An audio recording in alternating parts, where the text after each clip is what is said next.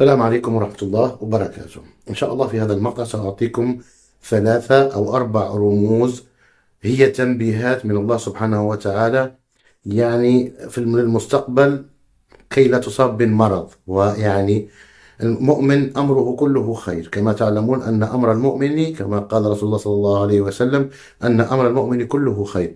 لكن نحن في وقت أصبحنا يعني أجسامنا لا تتحمل ولا نتحمل نفقات المرض وغيره، فتأتينا بعض الرؤى المنبهة. هي تأتي إنما لعباد الله المقربين أو المحبوبين عنده، هو لا إله إلا هو وحده لا شريك له.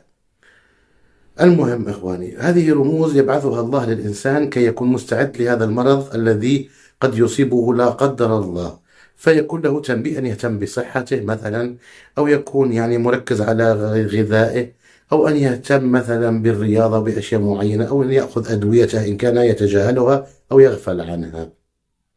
أولى هذه الرموز وهي معروفة والكل تقريبا يعرفها: ارتداء اللون الأصفر في المنام، أو الصفرة بصفة عامة في أشياء كثيرة، يعني كالليمون وغيره. والأمور هذه تدل على المرض، هذا متفق عليه من طرف كل الناس. هناك رموز الآن سأقدمها لكم غريبة نوعا ما، فأرجو أن تركزوا فيها وتدعوا، يعني ربما قد تنفعون بها غيركم.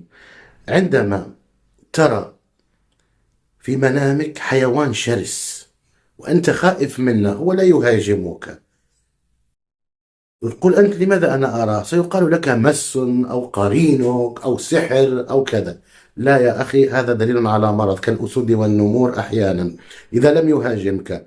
أو بصيغة أخرى تراه حيوان شرس مع حيوان أليف ولكن من النوعية الذليلة التي لا يخافها أحد، مثلا أن ترى أسدا مجتمعا مع أرنب، يعني هذا دليل على وقوع مرض لا قدر الله، سواء لك أو لأحد أفراد عائلتك أو أحد أصدقائك المقربين، لأنك أنت الرائي، فيجب أن تكون مستعد لهذا الموضوع لا قدر الله. الرمز الثالث، وهو رمز أيضا يعني يستغرب منه ناس كثر. قد يرى بعض الناس مع أنهم يعني يكونوا ناس ملتزمين لا يشربون خمرا ولا يدخنون سجائر ولا يتعاطون أي شيء من هذه المضار التي رب سبحانه وتعالى نبهنا منها وحرمها علينا. لأن البعض يقول لك غير محرم، والأمور هذه خزعبلات وإبليسيات أراها أنا، يفعلونها كي يعني يسهلوا أمورهم الشخصية أو كي ينعشوا اقتصاد جيوبهم، لا أكثر ولا أقل. يقول لك الخمر ليس حل، يعني ليس محرما، إنما منهي عنه لا محرم يا أخي، كل ما يلقي إلى التهلكة حرام لا قدر الله. فلهذا إخواني الأعزاء الطيبين، إذا رأيت خمرا أو دخانا أو شيء محرم يعني لا يعني يضر بالصحة تخلطه مع ماء أو يخلط مع ماء، فاعلم أن هذا مرض إن شاء الله رب سيعافيك منه. مثلا ترى نفسك تخلط الخمر مع الماء، أو تسكب ماء على خمر، أو تسكب ماء على دخان، أو تسكب ماء على هذه المواد التي يتعاطاها شبابنا هذه الأيام، تسكب عليه ماء ويختلط بماء أو يقع في ماء، فاعلم أن هذا مرض، والله سبحانه وتعالى سينجيك من هذا المرض. الرمز الرابع ربما والأخير الذي يحتار منه ناس كثر، هو عندما ترى نفسك أنك في مكان معروف ولكن لا ترى أشياء موجودة في ذلك المكان، فانتبه قد تقع في مرض لا قدر الله. البعض يقول لك دخلت لمكة ولم أرى الكعبة وكذا، ودخلت لبيت المقدس ولم أرى يعني المسجد الأقصى وغيره. فيعني أخي، ليست في كل الحالات تدل على مرض، إنما ثم أمور أخطر من المرض وأقوى بكثير.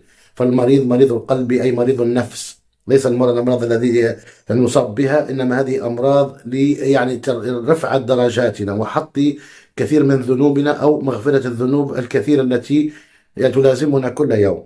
فلهذا إخواني الطيبين، عندما تدخل مكان معروف عندك ولا ترى أشياء معينة، مثلا تدخل لغرفتك ولا ترى مثلا سريرك موجود أو كذا، ليس بالضرورة طلاق، لكن يدل على مرض، لأن هذا شيء فيه نقص، والإنسان لما يكون مريض يكون ناقص أشياء. فهذا رمز أيضا محير، فأتمنى أن أكون أفدتكم، لأن هذه الأمور لم يتحدث عنها أي أحد قبلي. إن شاء الله تكون في ميزان حسناتي وحسناتكم بإذن الله تعالى.